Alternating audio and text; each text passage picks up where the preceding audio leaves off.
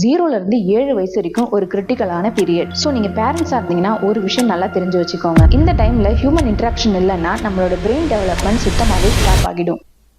ஒரு நிமிஷம் இந்த வீடியோ பாருங்களேன். இந்த பையன் தன்னோட 8 வயசு வரைக்கும் கோழிங்க கூடவே வளர்ந்துருக்கான், கோழி மாதிரி பேசியிருக்கான் அண்ட் கோழி மாதிரி நடந்தும் இருக்கான். நம்ப முடியல.